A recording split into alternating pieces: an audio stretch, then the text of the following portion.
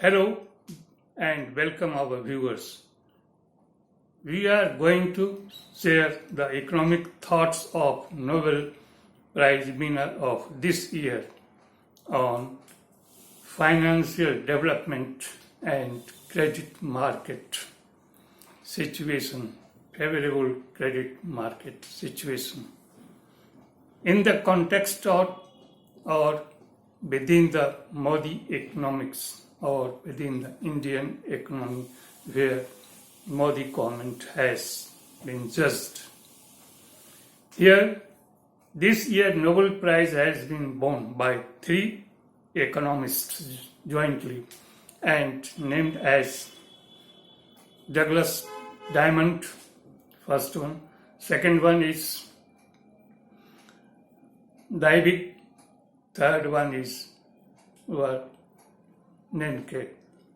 Here, the first two means Douglas and Digby have explained that financial development affects rest of the economy and it affects the monetary policy on banks, portfolio practices or banks' liabilities and asset side portfolios or banks' deposit and lending portfolios. While another third economist, Bernanke, has explained that financial development works better if there is a favorable credit market situation. And if this happens, then in this situation, the market or financial market becomes able to absorb the financial risk of financial market in the hour of financial crisis. This is the gist of Nobel Prize winners' economic thought. Here we will analyze the Modi economics since 2015 to 2022. And in this context, the role of Reserve Bank of India in financial development plays an important role, where Modi economics is far behind it. So the role of Reserve Bank of India becomes important within the Modi government period. We will start the Reserve Bank role, which is not matching to the economic thought of Nobel Prize winners of this year on economics, on financial development. Here we see that in 2015, the then Governor of the Reserve Bank of India and economist Professor Raghuram Rajan has predicted that Indian economy needs higher interest rate in the midst of rising inflation and to increase GDP growth rate. But the then government and the present government, Modi government, has said that it is not possible, and Modi government has specialized to lower interest rate, but seeing the national interest and in the interest of economy and in the interest of vast consumers, Professor Raghuram Rajan has pleaded for higher interest rate to provide support to vast consumers. But government was not agreed to his vision because Modi government was supporting the capitalists, corporates and crony capitalists. That in this situation, the lower interest rate is beneficial for this group. But ultimately, Professor Raghuram Rajan had to resign, seeing that it is not in the interest of economy, not in the interest of vast consumers. Later, Another economist named at Dr. Urjit Patel has become the governor of Reserve Bank of India.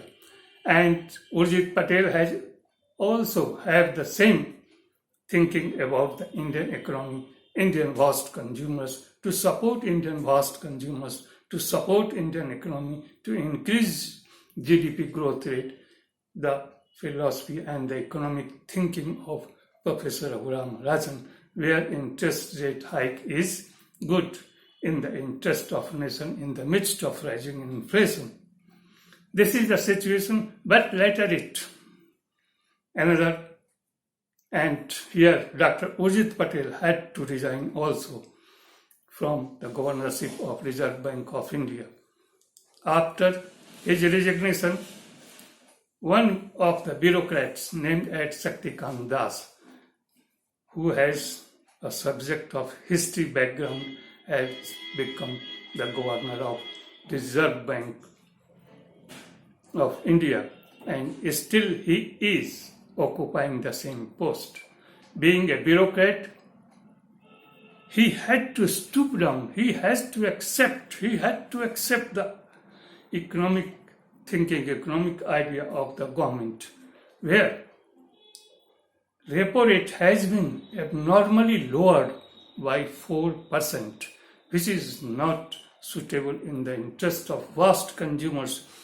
Although this lower interest rate within the government philosophy, Modi government philosophy, economic philosophy, has remained that supply side driven economic growth model is better, while the demand side growth model has been sidelined, and above it supply side driven economic growth model has been imposed, and where the supply is essential rather than consumption, rather than investment. In this situation, the unemployment rate has increased, cost of production has increased, inflation has also increased, and GDP growth rate are always declining, consistently declining, and it has touched even in a minus 4% GDP growth rate. This situation, it becomes essential during Corona period to support our vast consumers, but the government has not maintained this philosophy. Even Reserve Bank of India has printed a lot of money, a lot of currency in this period. At the time of demonetization in 2016, before November, it has remained about rupees 17.9 lakh crores, while at present it is around rupees 31 lakh crores. So there is a vast increase in currency printing, which is about 72% increase of the before the demonetization period. In this situation, currency printing has brought a lot of liquidity in the economy, but vast consumers had to suffer because there was no work during Corona period. And even after Corona period, the GDP growth rate is not rising. In this situation, the Modi government is not pressurizing over RBI, Reserve Bank of India, to lower the interest rate. Here, Reserve Bank of India is following the footprints of global economic peers. And in this situation, Reserve Bank of India has increased repo rate by 190%, where banks are not capable enough to absorb this increased repo rate. In this situation, even raising repo rate above to it will not be beneficial. In the midst of rising inflation, in the midst of rising joblessness, in the midst of rising current account deficit, in the midst of rising physical deficits, in the midst of falling and declining forex reserve, which has declined about $120 billion within a year of this year. And just to stop the sliding rupees, but rupee has depreciated and is around moving 83 per dollar. This is the situation. In this situation, any interest rate hike, seeing the Indian financial development situation, it is not beneficial. The same Modi government is not pressurizing the RBI governor because RBI governor is following the footprints of economic peers of the global economic community. In this situation, further we see that the Deputy Governor of Reserve Bank of India, named as Mr. Patra, has claimed in his recent speech that India has achieved or become the fifth global power of the world community by pushing down England from fifth position, and India has acquired the fifth position in global economic power and in 2022. And further, the Deputy Governor of Reserve Bank of India has also said that in 2025, India will become the fourth global power of the world by pushing down Germany. And in 2027, India will become the third largest or bigger economic power of the world by pushing down Japan. Although this is not within the objectives of Reserve Bank of India's or mandated objectives of Reserve Bank of India, whether because Reserve Bank of India's primary purpose is to just rein inflation, to just stabilize price. And here Reserve Bank of India plays a lead role, while in the matter of GDP growth rate, only and only Government of India takes a lead role. But instead of taking lead role by Government of India, the Deputy Governor of Reserve Bank of India has played that role by violating the Government of India's main objectives. Here, Reserve Bank of India has failed to check the price rise. Because price rise or inflation is always rising, it has even higher or bearing around 7% of the GDP.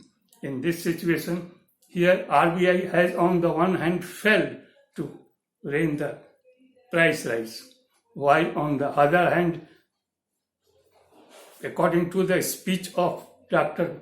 Patra of Reserve Bank of India, has claimed and has intruded the area or jurisdiction of Government of India in proclaiming the GDP growth rate, which has no area of Reserve Bank of India in the jurisdiction of GDP growth rate. It falls exclusively in the area of Government of India. Thus, in this situation, Reserve Bank of India Deputy Governor has violated its mandate because Reserve Bank of India plays only supportive role, not a lead role in GDP growth rate. GDP growth rate is a prominent factor and it plays important role in economic and financial development. Further, in this situation, we have analyzed the Modi economics. Here, Modi government has taken a dubious role, and then we compare it the period of Professor Raghuram Rajan, the then governor of RBI, and Dr. Urjit Patel's regime when he has remained a governor of RBI, and the present governor of RBI and the government role. Thus, the role of RBI has become dubious, where at that time, Professor Raghuram Rajan regimes, Professor Ranjan regimes, the government was forcing to lower the interest rate, while at present there is a need of lowering interest rate. The RBI is increasing interest rate or repo rate. which is not in favor of vast consumers. At that time, that was also not in favor of vast consumers, and at present, the RBI's repo rate hike is also not favoring the vast consumers and vast youth force, unemployed youth force of Indian community. This is seen in a dubious role, where dubious role is not in the interest of vast consumers, in the interest of vast joblessness, in the midst of rising fiscal deficit, rising current account deficit, rising inflation, because these all are eating away the vast consumers' purchasing power, and vast consumers are facing a difficult situation. In this situation, our vast consumers, and in the Indian economy, we will see that there is a vast inequality in income, vast poverty level, vast unemployment level, and rising inflation, rising repo rate is not beneficial in the financial development. And in this situation, financial development, the Indian economy is facing financial instability and lower GDP growth rate, higher inflation rate, higher unemployment. This is not good in the interest of economy, where RBI is playing lead role in monetary policy, while our Nobel Prize winners had and their economic thought had played important role in present situation, where financial development and credit facilities play important role. Here I would like to suggest that RBI should, in the interest of nation, in the interest of vast consumers, in the interest of unemployed youths, should play a democratic credit providing facilities, because any discrimination in democratic country like India in providing democratic credit facility will not increase GDP growth rate. Further, I would also like to suggest that RBI should accept or create its own developmental path, its own in the sector of financial sector. It should chart or it should chalk out its own course of action rather than accepting the global economic peers' footprints or following the global economic peers' footprints. It is not in the interest of nation, because developed nations' financial development situation and credit market situation is different to the Indian market, Indian financial situation, financial development and credit facilities system. This is the situation. Further, I would like to say that the Reserve Bank of India should at least stop the increasing repo rate, which is where banks are not absorbing the repo rate, which has become around 190 basis points, because banks are not absorbing this increased repo rate. And here the credit facilities which are required for the vast consumers, for the vast unemployed youths are not favoring. And in this situation, the RBI's role is for the support of capitalists, colonial capitalists, industrialists, and corporates are not providing equal distribution of credit facilities. So democratization of credit facility is essential. And in this situation, Reserve Bank should also resist to provide politically connected lendings and it should concentrate over the economically, the fundamentals based lending. This will be in the interest of India, in the interest of youth of unemployed India, in the interest of GDP growth rate, where the mass concentration of wealth in the hand of capitalists, in the hand of crony capitalists, in the hand of corporates is not beneficial. Here, one should also be clear that Government of India has massively curtailed down the corporate tax, remaining behind the 25% earlier by cutting the earlier corporate taxes. This may be good for the supply side driven economic growth, but in the midst of supply constraint, the supply side driven growth model for Reserve Bank of India out to support the GDP growth rate. Why Reserve Bank of India not taking a lead role but as a supporter or a supportive role is not beneficial in the interest of India, in the interest of GDP growth rate, in the interest of financial development, in the interest of credit facilities development, because providing better or favorable credit facilities, the financial market is not able enough to absorb the financial risk. That's why in this situation the role of RBI is not up to the mark. This is the situation in the when we compare it or we measure it on the parameters of economic thought provided by the Nobel Prize winner of this year. And in this context, we should consider. This is my suggestion. Thanks, a lot of thanks, my friends and viewers.